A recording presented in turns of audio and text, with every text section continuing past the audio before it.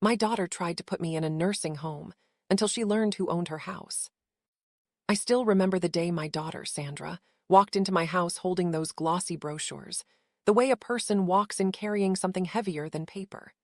The sunlight was falling in long strips across the living room at that hour, catching the shine of the laminated pages so that they glowed, almost painfully bright. Those brochures looked harmless to anyone else, colorful pictures, bright smiles, green gardens, but to me they felt like a warning. They were thick, polished, filled with staged photographs of elderly people sitting in perfectly trimmed courtyards, smiling at nothing in particular, as if their happiness had been printed onto them rather than lived. Nurses in fresh blue uniforms pushed wheelchairs down endless hallways that seemed too clean to be real. Even from a distance, even through the glossy paper, I could almost smell that faint, sterile scent, something like bleach mixed with loneliness.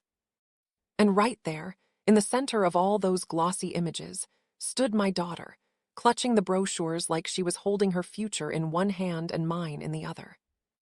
She stood in the middle of my living room as if she wasn't sure whether she was allowed to sit. That alone made something inside me shift. My daughter used to throw herself on that couch without even asking, her long legs stretched over the armrest, laughing, talking, eating chips she wasn't supposed to eat. But today she held herself stiffly, her purse hooked tightly around her elbow, her posture too straight, her eyes too alert. It was the look of someone carrying a plan they weren't proud of, someone who wanted to get something over with quickly before their own guilt had time to wake up and protest. "Mom," she said, placing the brochures on the coffee table with a careful, deliberate motion, the way a salesperson places forms for a hesitant customer. "We need to talk."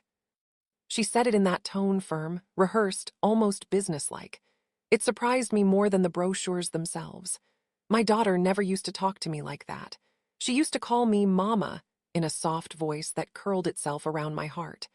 But now she said Mom like it was a formality, like a title she had to mention before continuing with her speech. I didn't respond immediately. I simply looked at her, my eyes tracing the lines of her face, the way her lips pressed together in determination mixed with uncertainty. I waited, not because I had nothing to say, but because sometimes silence is the only truth a person can offer when the world suddenly shifts beneath their feet.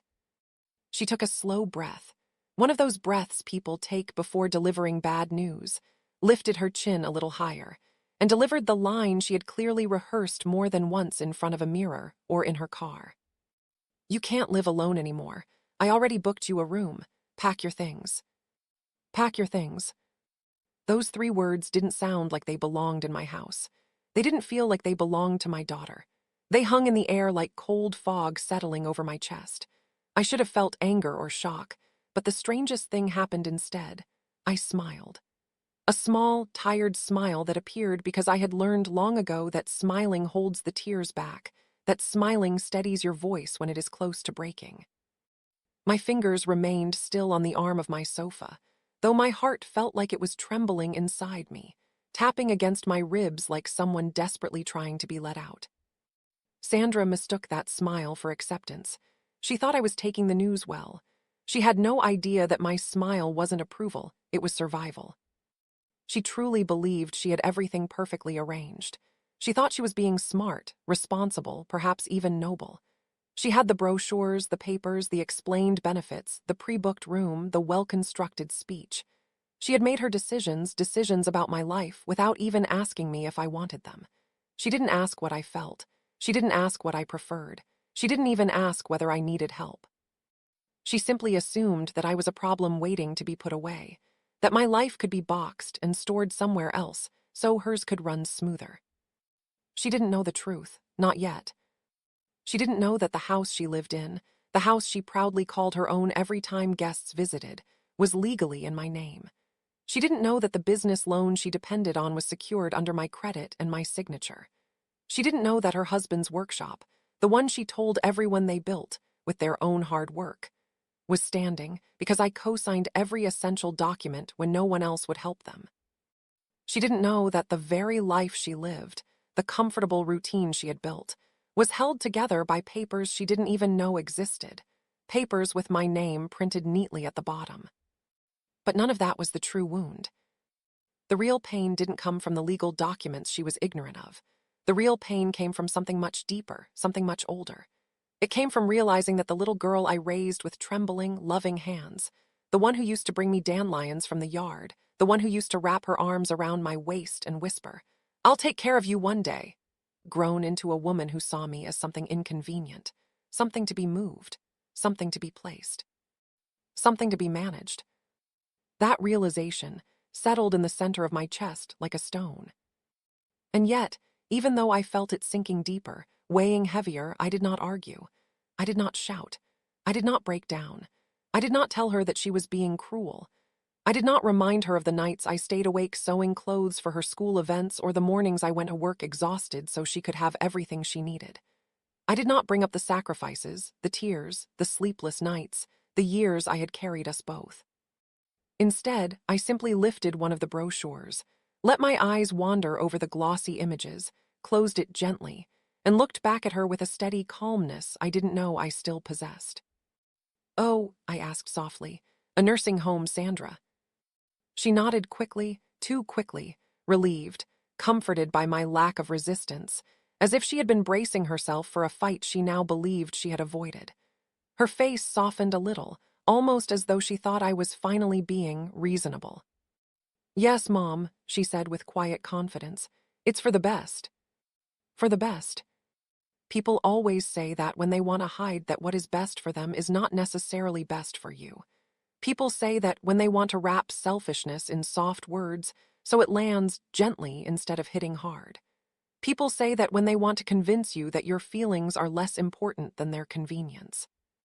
I leaned back, folding my hands slowly in my lap, and in that moment something shifted inside me. It wasn't fear. It wasn't confusion. It wasn't helplessness. It was something sharper, clearer, quieter. A sudden, deep clarity that filled my chest like sunlight breaking through a storm cloud. It was the clarity that arrives when someone has been taken for granted for too long. It was the kind of clarity that rises in a person who has spent decades being gentle, patient, forgiving, understanding.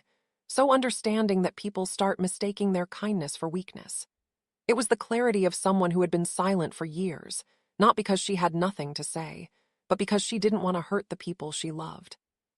Sandra had no idea that the woman sitting quietly in front of her had walked through storms long before she was born, that I had held together our entire life with trembling hands, that I had been soft not because I was fragile, but because I believed softness made the world bearable. She didn't know that soft people are quiet until they're not. And on that day, as the afternoon light dimmed and those brochures lay on the table like silent accusations, I realized something with absolute certainty. I was done being quiet. I wasn't always an old woman sitting in a dim living room with a daughter who now speaks to me as if I were an appointment she needs to fit into her busy schedule. No, before this version of me existed, there was a younger woman, full of fire and stubborn hope, someone who believed that love alone could hold a family together. I had a life that was loud with responsibilities, busy with survival, and tender with moments only a mother and daughter could share. When Sandra's father passed away unexpectedly, she was only 8, a small and trembling thing with puffy eyes and a broken sense of safety. She clung to me every night, afraid the world might take me away too, and I held her because I was afraid of the same thing. I worked 2 jobs just to keep the roof above us and her dreams in front of her. During the day, I sat behind a reception desk, smiling through headaches, answering phones with a voice that often hid exhaustion. In the evenings, I worked at a tiny bakery where the air was warm and the floor was dusted with flour. I would come home every night smelling like bread and sugar, my shoulders aching, my feet burning, but all the pain fell away the moment Sandra ran toward me yelling, "Mommy, Mommy, you're home." Her laughter washed over me like medicine. Our little rented home was never quiet. Sandra filled every inch of it with her drawings taped on the fridge, her school books scattered across the kitchen table, her silly stories about classmates, her bursts of laughter, and her small storms of tears whenever something didn't go her way. She had a softness in her voice, as if she worried any harsh sound would shatter our fragile little world. At night, I would sit beside her bed and tell her the same story, how she was my miracle, how she came into a life that felt half-finished and made it whole, how she was the reason I kept going even on the days that swallowed me whole. Sometimes she would whisper, "Mom, when you get old, I'll take care of you. I promise." And I would smile, never imagining those words would one day sting more than comfort. Children make promises with pure hearts, but life reshapes them, molds them, sometimes hardens them until the softness disappears. When Sandra finished high school, I used most of my savings I had scraped together penny by penny, to help her enter a business program. I didn't want her to struggle the way I had. I wanted her to step into a world where doors opened for her, where opportunities didn't require the breaking of her back. During that time, she met Mark. He wasn't the perfect man, not the kind I once imagined my daughter would choose, but he was kind when kindness mattered, and he looked at her the way a man looks when he believes he's found his missing piece. They dreamed of opening a workshop where they would craft handmade furniture. Their eyes shined with hope, but their pockets were painfully empty. When they asked for help, I didn't even hesitate. I co-signed their business loan, put my name on Mark's shop lease, moved money from my emergency fund when the bills outweighed the profits. I didn't call it a loan. Mothers don't loan, they give, they support, they absorb the fall so their children can stay standing. When they wanted to buy their first home, the bank said no. Too risky, too unstable. They came to me once again, Sandra crying, "Mom, it's our dream house, please." And again, I said yes. I agreed to put the house under my name temporarily so they could secure the mortgage. I told myself it was only for a short time, that once their business stabilized, they would refinance it in their own names. But time slips, life rushes, responsibilities pile up, and before we knew it, everything stayed under my name, not because I wanted control, but because I wanted them to feel safe. And I never asked for anything in return. Not money, not gratitude, not acknowledgement. That was my mistake. Because the moment people grow accustomed to your sacrifices, they stop recognizing them as sacrifices. They begin to believe that your giving is simply your duty, and your exhaustion becomes invisible. Slowly, almost silently, Sandra drifted away from me. She visited less. She spoke colder. Our conversations changed from "How are you, Mom?" to "Mom, can you send money?" Or "Mom, can you watch the kids Saturday?" Or "Mom, can you sign this paper for us?" And like a fool blinded by love, I said yes every single time. Because I still remembered the little girl who held my face and promised to take care of me. Because mothers don't stop loving. But uncontrolled love can become a trap, and my lack of boundaries gave Sandra permission to forget the woman who had built her entire world. Years passed, and she grew more distant, more impatient, more businesslike in the way she handled me, as if I were just another responsibility on her checklist. By the time she walked into my home carrying glossy brochures for nursing homes, speaking to me with a rehearsed gentleness that felt more like a sales pitch than concern, I realized the story I had told her every night, about us always taking care of one another, had faded from her memory. She no longer saw me as the mother who sacrificed everything. She saw me as a burden she needed to manage, an inconvenience she needed to place somewhere so she could continue living her life unbothered. Yet even then, hatred never found its way into my heart. What I felt instead was a slow, painful closing inside me, like a door that had been left open for too many years, letting in storms and winds and disappointments. A door that had finally reached its limit. And while that moment wasn't the breaking point, it was the first subtle crack, the beginning of the unraveling. The beginning of everything that was yet to come. The signs began long before the brochures ever touched my dining table. Long before Sandra entered my home with that polite smile that didn't reach her eyes and that rehearsed tone that made my heart sink. The cracks had been forming for years, subtle at first, like hairline fractures in a vase you've carried your whole life, small enough to ignore, easy enough to pretend weren't there, because admitting them meant admitting something far more painful. That the child you poured your entire soul into was slowly stepping away from you, not out of necessity or growth, but out of impatience, irritation, and a growing sense that you had overstayed your welcome in her world.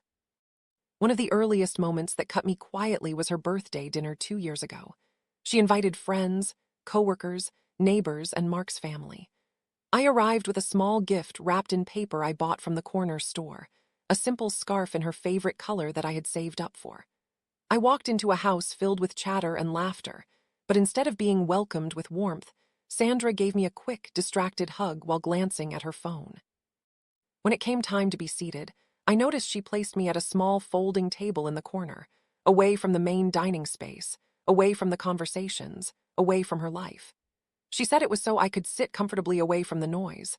But as the evening went on, I realized the noise wasn't the problem. My presence was. She laughed with her in-laws, clinked glasses with her friends, took pictures for social media, and never once turned to look at me. I smiled through the tightness in my chest, pretending I didn't notice I was seated alone. When I finally stood up to leave early, feeling more like an uninvited guest than her mother, I called out to her. She didn't come over, she didn't hug me. She only waved from across the room, saying, "Okay, Mom, drive safe," with the same tone she might use for a neighbor she barely knew. And I walked out into the night, clutching my coat, blinking back tears, telling myself she was simply busy, that she didn't mean anything by it, that I was reading too much into it. Because mothers always try to protect their children even from the truth. Then there was the day I overheard her on the phone, standing in the hallway with grocery bags still in my hands. I wasn't eavesdropping. I had simply come in without making a sound. Her friend must have been asking about older parents because I heard Sandra sigh, long and tired, before saying, "Just keep them busy. Keep them out of your hair. That's what I do." I froze. My hands slipped against the plastic bags, and one can of soup rolled across the floor. My throat tightened as I stood there, listening to my daughter describe me as if I were some lingering chore, like laundry she hadn't folded yet. I rarely asked for anything. I lived independently, paid my own bills, cooked my own meals, refused to interfere in her marriage, her business, her personal life. Yet in her mind, I was something to manage, something to keep out of her hair. That was the first time I truly felt invisible in her world. And then came Mother's Day, the year she forgot me entirely. That morning, I sat in my living room, waiting for the buzz of a message, the sound of her knock, or even a simple phone call. Nothing came. The day passed slowly, painfully, with the ticking clock sounding louder than usual. When I mentioned it a week later, gently, hoping she would at least acknowledge it, she rolled her eyes and said, "Mom, you know I'm busy. Don't be dramatic." Dramatic. As if a mother wanting a bit of love was an exaggeration. But the deepest cut came when she needed money for home renovations. She called me, her voice impatient, asking me to sell a small piece of land I inherited from my parents. A land filled with memories of my childhood, my father's laughter, my mother's cooking, the place where I had learned to run barefoot on cool soil. When I hesitated, when I took even a moment to breathe, she snapped, "You don't even use it. Don't be selfish." Selfish. The same woman who had worked 2 jobs so she could have toys and school trips. The same woman who put her name on loans that weren't hers. The same woman who sat awake at night, worried sick about her, praying for her, protecting her, feeding her, building her life from the ground up, now labeled selfish because I paused for one heartbeat before giving up what little heritage I had left. But the final shift, the one that told me something inside Sandra had changed completely, came during a conversation about my health. I had gone in for a simple checkup, just routine examinations that every older person goes through. When I told her about it, she gasped loudly, dramatically, and said, "See, this is exactly why you can't live alone anymore." There was no warmth in her voice, no tenderness, just annoyance disguised as concern. Then she added, "Mom, it would be easier for everyone if you moved into a home. You're just too much to manage." Those words, they didn't just hurt, they hollowed me. I went home afterward, sat in my favorite armchair, the same one where I once held her as a baby, and stared at the wall until the silence pressed against my chest. I placed my hand over my heart and whispered, "When did I become too much for my own child?" Even then, I didn't get angry. I didn't fight. I didn't demand respect. Instead, I did what mothers do best. I swallowed the pain and hid it under layers of excuses. I told myself she was stressed. I told myself work was overwhelming. I told myself marriage, children, responsibilities, all of it had changed her, that she didn't mean what she said. But inside, something quiet and deep began to shift. The tenderness I once carried without effort became heavier. The hope I held onto so tightly started to loosen. And when she finally walked into my home with those brochures, bright, glossy pictures of strangers smiling in nursing homes, printed images telling me what my future should look like, the shift inside me became a storm. She didn't know it yet. She didn't see it. She didn't realize that moment would become the turning point, the spark that awakened a strength she forgot I had. A strength she hadn't seen since she was a little girl holding my hand through life's storms. But she was about to. And nothing would ever be the same again. Sandra placed those glossy brochures on my coffee table, as if she were setting down a stack of menus for a restaurant I had asked her to find. There was no hesitation in her movements, no gentleness in the way she pushed them toward me, no awareness of how deeply her actions were slicing through the years of sleepless nights, sacrifices, and prayers I had poured into raising her. She folded her arms across her chest like someone presenting a carefully prepared solution, not like a daughter speaking to her mother. Her eyes had that cold efficiency, busy, rushed, already decided, as though everything about me had been reduced to a list of logistical problems she needed to clear out of her schedule. "Mom," she began, her voice clipped, rehearsed, almost professional, "I talked to the manager already. They have one room left. You'll love it there.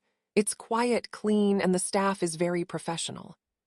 She paused, waiting for me to react, perhaps expecting tears or confusion or fear, something that would confirm the narrative she had built in her head that I was fragile, helpless, incapable of living on my own. But I didn't give her any reaction at all. I simply looked at her with a calmness I didn't even know I possessed. She took my silence as permission to keep going. "I also talked to Mark," she said, straightening her back with that self-appointed authority she had adopted over the years. "And we agree it's best for everyone. You won't have to worry about bills or cooking or anything. So let's start packing after lunch." That was the moment. Not the brochures, not her tone, not even the plan she had already made without my knowledge or consent. No. It was the sentence, "It's best for everyone." Everyone. Except me. I reached forward, picked up one of the brochures, and flipped it open slowly. The artificial smiles on the glossy pages almost felt like mockery. I traced my finger along the picture of a cheerful woman being pushed in a wheelchair, pretending to admire it as I asked calmly, "And how do you plan to pay for this place, Sandra?" It was a simple question, but it was the beginning of everything unraveling. "Oh," she waved her hand dismissively, as if talking about something trivial. "Well, your house is still valuable. You won't be needing it anymore. If we sell it, the money will cover everything." My house. My house. The one I had bought with the remains of a lifetime's worth of savings. The one I cleaned with my own hands. The one where I planted flowers for her to pick when she was little. The one I dreamed of growing old in with peace and dignity. I lowered the brochure and placed it gently back on the table. "Sandra," I began softly, so softly she almost had to lean in to hear me, "whose name is on your house deed?" She blinked, confused for a moment, then frowned, waving her hand again. "Mom, that doesn't matter. You said you put it in your name temporarily. We're family." "Yes," I nodded slowly, "and whose name is on Mark's shop lease?" Her lips parted, but no words came out. "And the business loan," I continued, my voice still steady, still gentle, but now heavy with meaning. "The one you still haven't paid off." Her entire face shifted. The confidence slipped away like paint peeling off a wall. Her jaw tightened. Her shoulders stiffened. Her eyes darted from me to the brochures, then back to me as if she had never expected the past, the truth, to walk into the room with us. Why are you bringing all that up?" she whispered, her voice barely more than a breath. "Because," I said, leaning forward just slightly, "you should think carefully before trying to put someone away, when your entire life is standing on their signature." She stepped back, her face drained of color. "Mom, are you threatening me?" she asked, though her voice didn't carry anger, only fear.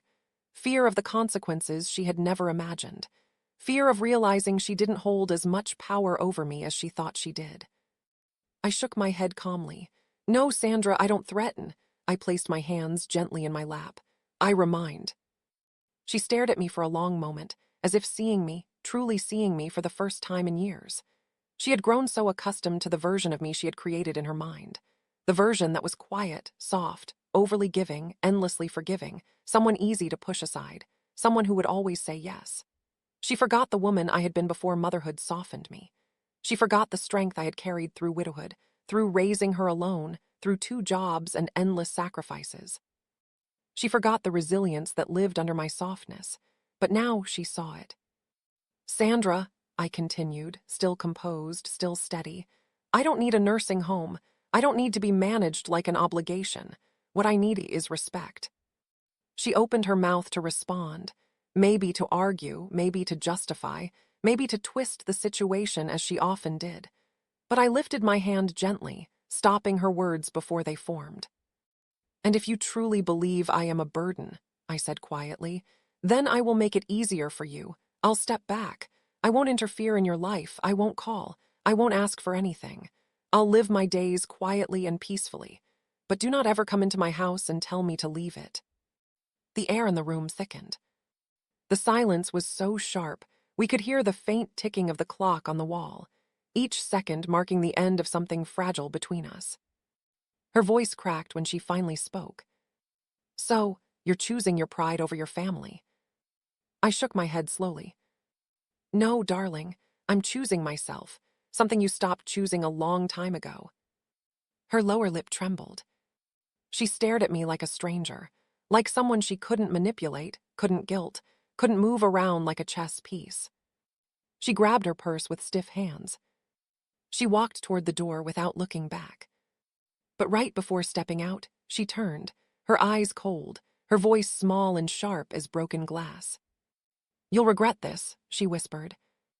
I didn't flinch. I didn't raise my voice. I didn't soften the truth.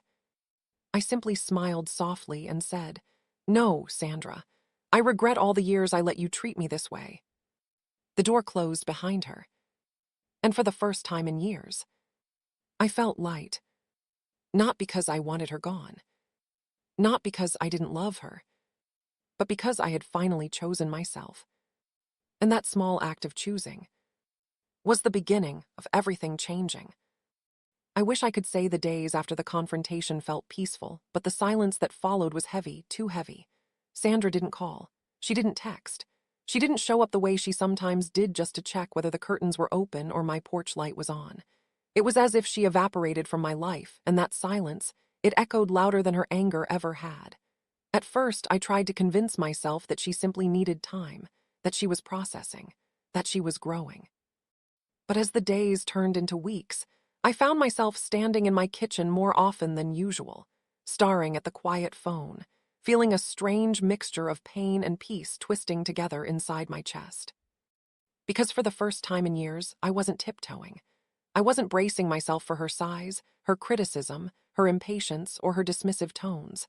I wasn't shrinking myself to keep the peace. I wasn't apologizing for existing in ways that inconvenienced her. Instead, I was simply living, breathing, moving at my own pace. And though the loneliness ached like a bruise, the freedom felt like sunlight on skin I had kept covered for far too long. Then, one evening, just as I was settling into bed and letting the quiet wrap around me like a blanket, the phone rang. The sound was so sudden, so sharp, that for a moment my heart jumped as if someone had knocked on my door in the dead of night. The caller ID flashed Mark's name. My stomach tightened.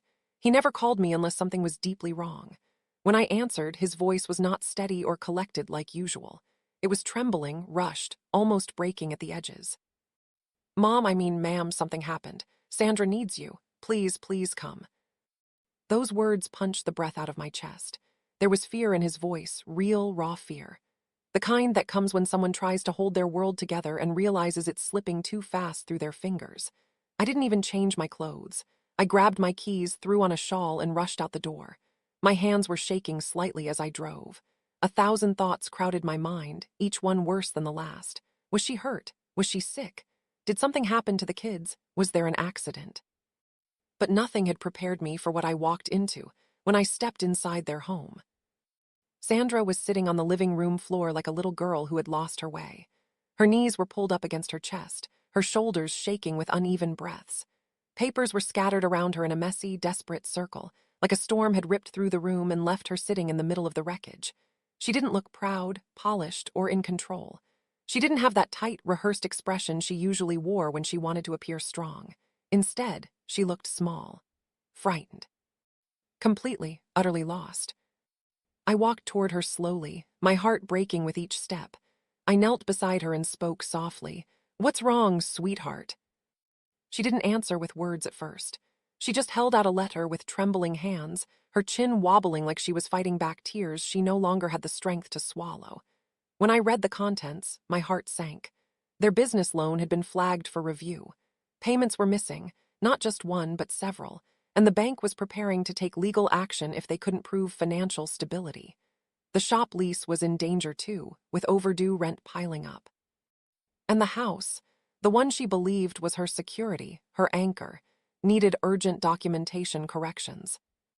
Piece by piece, everything was falling apart around her. Piece by piece, all the things she took for granted were slipping out of her control. And the bitter truth rested on the pages scattered around us. Documents she needed, signatures she needed, ownership she needed. All carried my name. When she finally lifted her eyes to mine, they were red, swollen, full of a kind of fear I hadn't seen in her since she was a child afraid of thunderstorms. Her lips trembled as she tried to speak. "Mom, I didn't know. I didn't realize how much you—" Her voice cracked as tears spilled over. "How much you protected us." I gently rested my hand on her shoulder, feeling her flinch, not from fear, but from the weight of her own shame. "I wasn't protecting you from the world, Sandra," I said quietly. "I was protecting you from the consequences of not being ready, but I can't protect you from your choices." She broke then, completely. Her face crumpled, and she let out a sob so raw it pierced through every wall I had built around my heart. She cried with her whole body, shaking, gasping, collapsing inward like everything she had ever been holding back finally tore free. "Mom, I'm sorry," she whispered, then repeated it again and again, each time more broken than the last. "I'm so sorry. I didn't mean to push you away. I didn't realize how selfish I was. I thought if I controlled things, if I organized everything, maybe life would feel easier. I thought I was helping." Her breath caught. "I didn't see I was hurting you." I looked at her gently, and putting me away made your life easier. Her hands flew up to cover her face, her voice muffled by her palms. "I'm ashamed. I was wrong. I was so wrong. I didn't think. I was overwhelmed, and I took it out on the one person who always stood by me." For the first time in so many years, she reached for me, not as a grown woman full of pride and certainty, but as my daughter. My baby. My little girl who once used to run to me with scraped knees and tangled hair, begging me to make things better. I pulled her into my arms, and she clung to me like someone terrified of being lost again. Her tears soaked through my shoulder, and I stroked her hair the way I used to, feeling her walls crumble beneath my fingertips. "Mom," she whispered through her tears, her voice trembling with fear and longing. "Please don't leave me. I need you. I don't want you in a nursing home. I don't want you anywhere except close to me. Please, please forgive me." I cupped her face in my hands, gently lifting it so she would look into my eyes. "I forgive you, Sandra, I do, but forgiveness doesn't erase truth. We can't pretend nothing happened. We both have things to rebuild slowly, gently, honestly, together." She nodded, her tears still flowing but softer now, like a storm that had spent its rage and was finally learning to quiet. And in that moment, amidst the scattered papers, the broken pride, the fear, and the fragile hope, I saw her again. Not the distant woman who had pushed me away. Not the cold voice who handed me brochures for a nursing home. Not the impatient daughter who forgot to see me as a human being. But the little girl who once held my hand tightly and promised she would never let go. And for the first time in years, I believed her.